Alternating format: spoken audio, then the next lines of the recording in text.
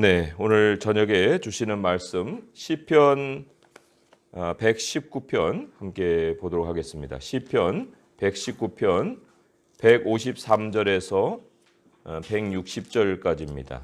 시편 119편 153절에서 160절까지 말씀 함께 읽어보도록 하겠습니다. 시편 119편 153절에서 160절입니다. 시작. 나의 고난을 보시고 나를 건지소서. 내가 주의 율법을 잊지 아니함이니이다. 주께서 나를 변호하시고 나를 구하사 주의 말씀대로 나를 살리소서. 구원이 악인들에게서 멀어짐은 그들이 주의 율례들을 구하지 아니함이니이다. 여호와여, 주의 긍휼이 많으므로 주의 규례들에 따라 나를 살리소서. 나를 핍박하는 자들과 나의 대적들이 많으나 나는 주의 증거들에서 떠나지 아니하였나이다. 주의 말씀을 지키지 아니하는 거짓된 자들을 내가 보고 슬퍼하였나이다. 내가 주의 법도들을 사랑함을 보옵소서. 여호와여, 주의 인자하심을 따라 나를 살리소서. 주의 말씀의 강령은 진리이오니 주의 의로운 모든 규례들은 영원하리이다. 아멘. 건성이라는 말이 있습니다. 어떤 일을 성의 없이 그냥 대충 겉으로만 하는 것을 의미합니다. 우리 신앙은 어떠한가? 특별히 하나님의 말씀을 대하는 우리의 태도는 어떠한가 하는 것을 이 단어와 함께 한번 깊이 생각해 볼 일입니다. 오늘 158절에 이런 말씀이 기록이 되어 있어요. 주의 말씀을 지키지 아니하는 거짓된 자들, 이런 한 부류의 사람이 나옵니다. 이들이 신앙이 없는 사람들이 아니고요, 하나님의 백성 가운데 있는 사람들인데 주의 말씀을 지킨다 하지만 지키지 아니하는 거짓된 자들이라, 이런 얘기예요. 그러니까 실상으로는 건성으로 신앙생활을 하고 있을 뿐이다. 머리로는 온통 세상 생각이 가득 차 있는데 이제 하나님의 말씀을 알고 있는 듯이 신앙의 모양만 유지하고 있는 사람들, 이런 사람들을 이 말씀을 가지고 있는 것 같은데 거짓된 자들이다, 이렇게 얘기를 하고 있는 거예요. 때로는 이제 말씀에 반응하기도 합니다. 그런데 진지하게 이제 한 단계 더 요구가 되면은 뒤로 물러나는 거예요. 이런 그 말씀에 대한 건성 그 태도가 또 다른 종류도 있습니다. 이런 사람도 있어요. 좋아하는 말씀만 좋아해요. 그리고 성경 전체에 대해서는 무심합니다. 또 무지하다고도 볼 수가 있어요. 그러니까 성경을 전체적으로 읽어본 적이 없고 그냥 뽑기 하듯이 선택해서 좋은 말씀에만 이제 반응하는 그런 사람들, 그런 사람들을 일컬어서도 말씀에 대해서 굉장히 건성하는 그 태도를 보이고 있다, 이렇게도 얘기를 할 수가 있습니다. 오늘 160절에 보면은 이렇게 기록을 하고 있어요. 주의 말씀의 강령은 진리이오니. 말씀의 강령. 강령이란 말은 이제 큰 줄거리예요. 요약이다, 또는 전체의 원리다, 이렇게 그 뜻을 풀을 수가 있는데, 주의 말씀이 뭐 어느 부분만 진리고 어느 부분은 아닌 그런 것이 아니라 어떤 곳이 되었든지 간에 그 전체가 영원한 진리다, 그렇게 성경은 선포를 하고 있습니다. 그러니까 나에게 적용하고 싶은 말씀만 진리가 아니다 하는 거예요. 내가 듣기 싫어도 들어야 할 말씀이 있다. 생명이 무슨 좋은 음식을 먹어서만 우리에게 유지되는 게 아니잖아요. 때로는 의사의 수술 칼이 생명을 보존해 줄 수도 있어요. 마찬가지로 하나님의 말씀이 꿀처럼 달기도 하지만 양날의 검처럼 마음을 찌르기도 합니다. 그런데 그 모든 말씀이 다 진리다라고 선포를 하고 있는 거예요.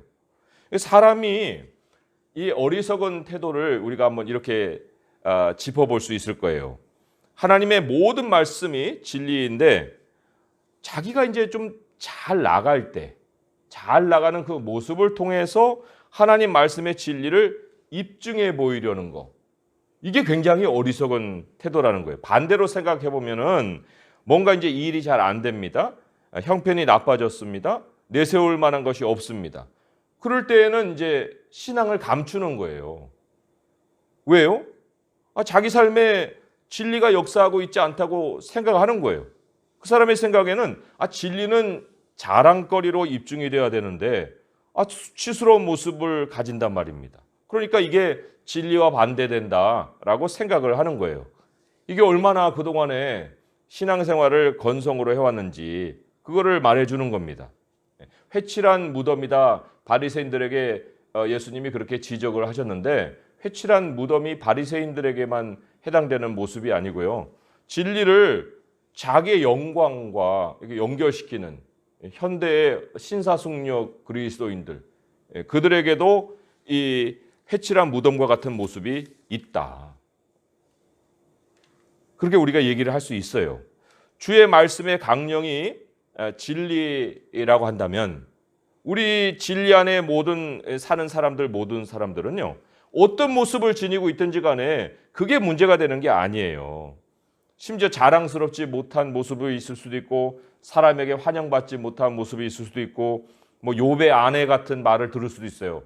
하나님을 욕하고 죽으라. 어떤 이유로 설명이 안 되는 그런 비극을 겪는 경우도 있습니다. 그런데 그럼에도 불구하고 하나님을 감추지 않는다.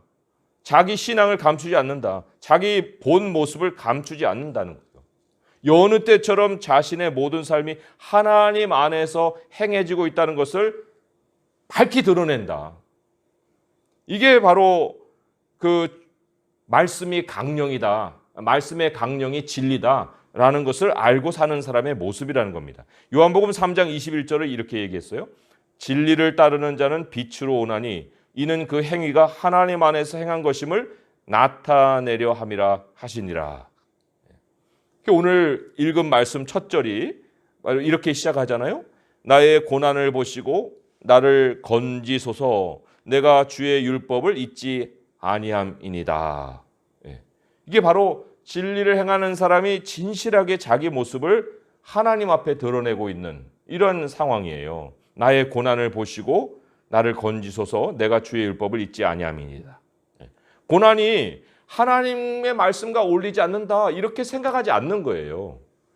자기 고난을 주 앞에 드러낼 뿐만 아니라 주님의 율법도 잊지 않고 있는 것을 지금 확인하고 있습니다. 고난이라는 게 더 깊은 하나님의 마음으로 우리를 끌어가야 되는 거예요. 그렇잖아요? 오히려 하나님의 말씀을 잊지 못하게 만드는 그런 시간이 고난입니다. 그런데 그 당시도 그렇고 지금도 그렇고 사람들은요 무대에서 박수 받는 사람들을 성공자라고 생각하고 있기 때문에 고난이 찾아오면은 진리를 부정하는 경향을 가져요. 하나님이 내게 그러실 수 있느냐? 그러실 수 없다. 그러는 말을 한다는 둥. 하나님 말씀은 다 듣기 좋으라고 써 있는 거지. 전혀 현실적이지는 않네. 하고 이렇게 불평을 늘어놓는다든지. 아무튼 우리가 어려움을 기회로 삼아서 하나님의 말씀이 우리를 살리는 경험을 할 수 있어야 되는데 고난이 찾아오는 순간부터 진리의 귀를 탁 닫아버리고 교회도 그냥 이제 안 나오는 거예요. 왜요? 그게 자기가 읽었던 진리가 아니었기 때문에 자기가 바라는 진리의 모습이 아니라고 생각하기 때문에 그런 거예요. 하지만 이 고난만큼 하나님이 나를 위해 일하심을 체험하는 시간도 없습니다.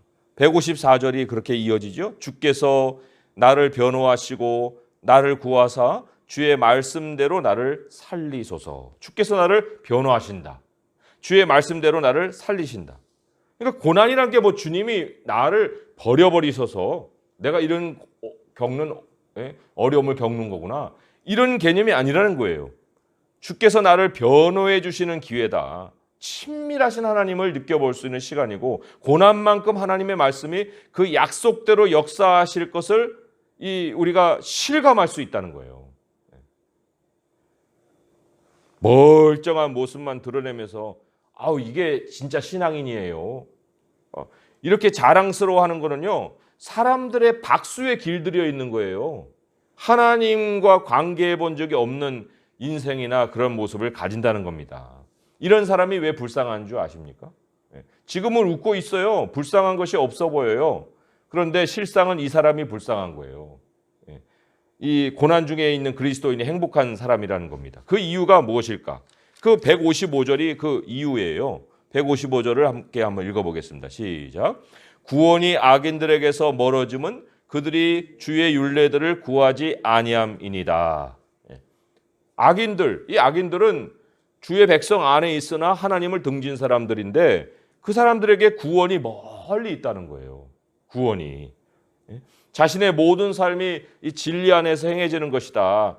그거를 일상 속에서 이제 느끼고 보이며 사는 사람은요, 어려울 때 하나님이 119 같이 움직여 주세요. 어려울수록 구원은 가까이에 있는 거예요. 그런데 멀쩡한 모습만 유지하고서 일상에서는 말씀을 구하지도 않고 또 고난이 오면 진리를 아예 등져버리면 구원은 멀리 있다는 겁니다. 이게 불행이라는 거예요.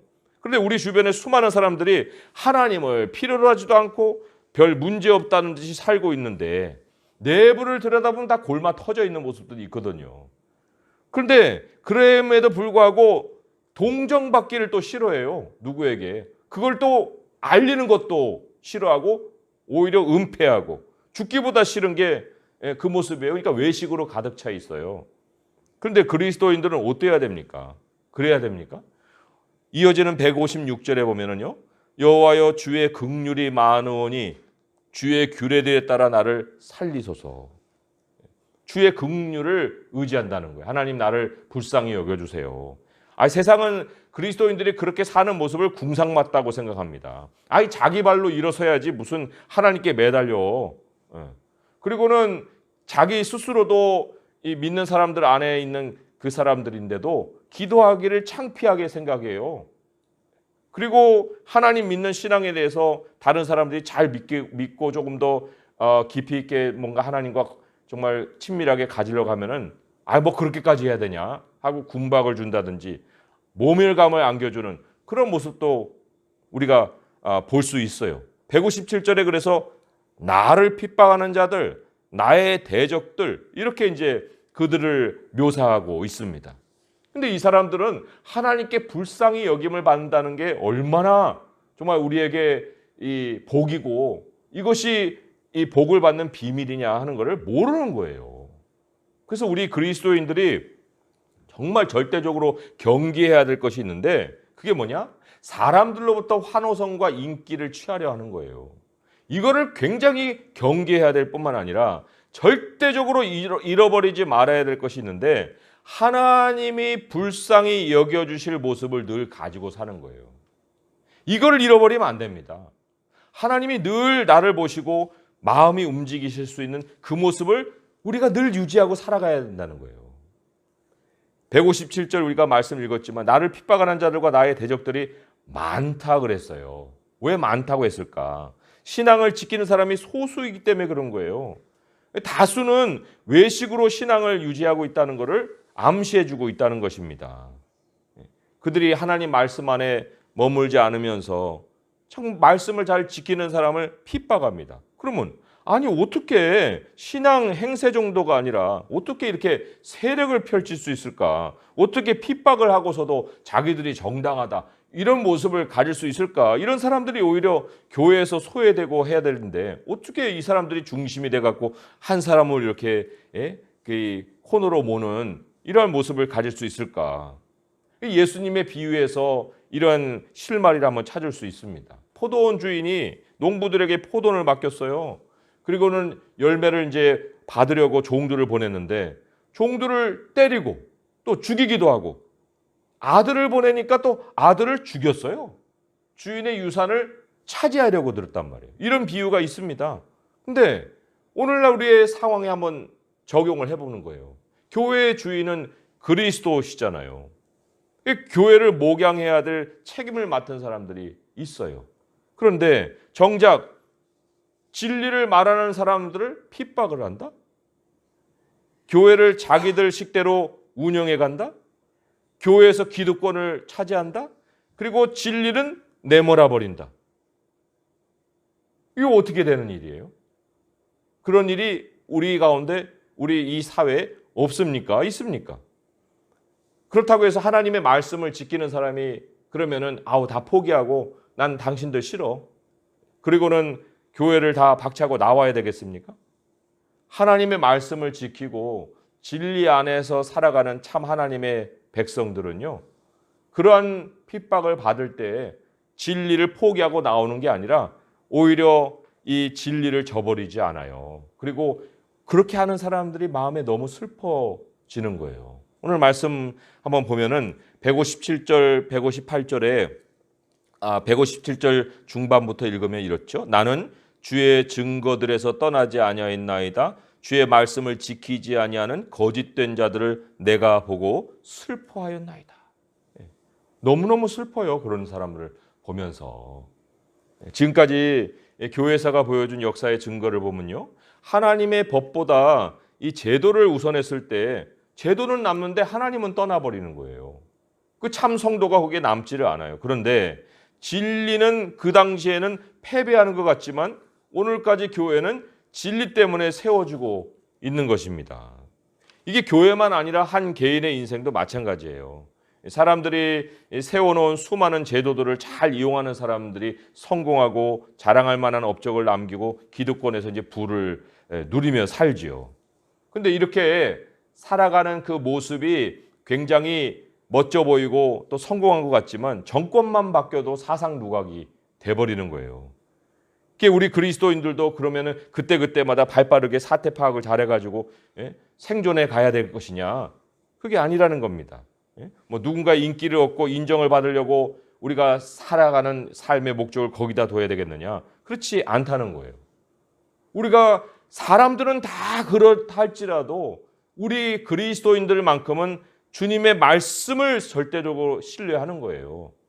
그 말씀을 사랑하는 거예요. 하나님이 그 말씀을 이루어 주심으로 생존해가는 사람들로 남아있는 것입니다. 159절의 말씀을 같이 한번 읽어볼게요. 시작. 내가 주의 법도들을 사랑함을 보옵소서. 여호와여 주의 인자하심을 따라 나를 살리소서 그랬어요. 여기 주의 인자하심이 바로 주님이 말씀을 충실하게 이루어 주심이다 이런 얘기예요. 그 주님이 말씀을 충실하게 이루어 주심으로 인해서 내가 살 수 있다. 그러니 하나님 주의 인자하심을 따라 나를 살리소서라고 지금 기도하고 있지 않습니까? 우리가 이 말씀을 좀 정리하면서요, 하나님의 말씀은 구원이라는 현실을 늘 우리에게 가져다 줍니다. 이 땅이 완전히 부패했기 때문에 우리가 이 구원이 필요하지 않는 삶이 아무 데도 없어요. 모든 영역에는 하나님의 말씀이 적용되어야 되고 구원이 필요한 자리예요.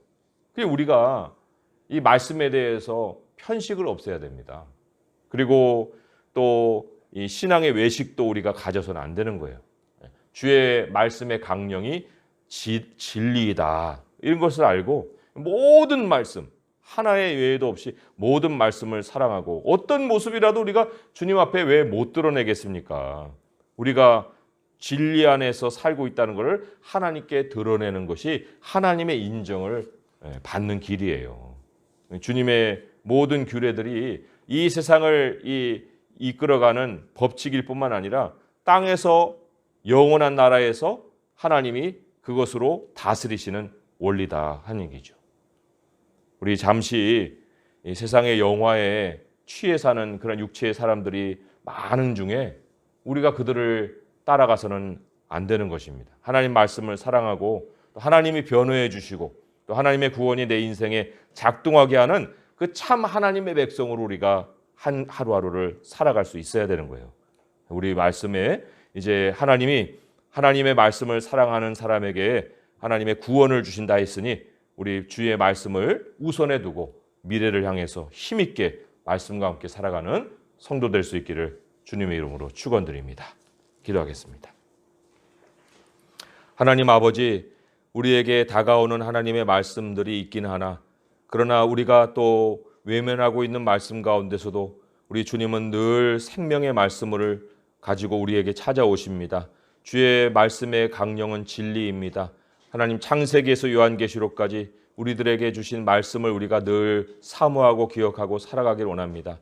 아버지 하나님 편식을 없애게 하시고 외식을 멀리하게 하시고 주님의 백성 안에서도 참 하나님의 말씀을 멀리하는 사람들이 있고 또 제도에 또 여러 가지 의미를 두는 사람들도 있사오나 아버지 하나님, 우리는 주님의 진리를 지키고 또 하나님께 찾아 나가서 진리 안에서 우리의 모든 삶이 이루어지고 있음을 또한 확인할 수 있기를 원하며 아버지 앞에 긍휼을 얻으며 살아갈 수 있는 저희들이 되기 원합니다. 오늘도 기도할 때 주님이 우리들의 마음을 살피사 아버지 앞에 고백할 수 있는 모든 것들을 꺼내고 고백할 수 있게 하시고 우리 주님의 성령으로 우리의 기도를 도와주옵소서. 예수님의 이름으로 감사하며 기도합니다. 아멘.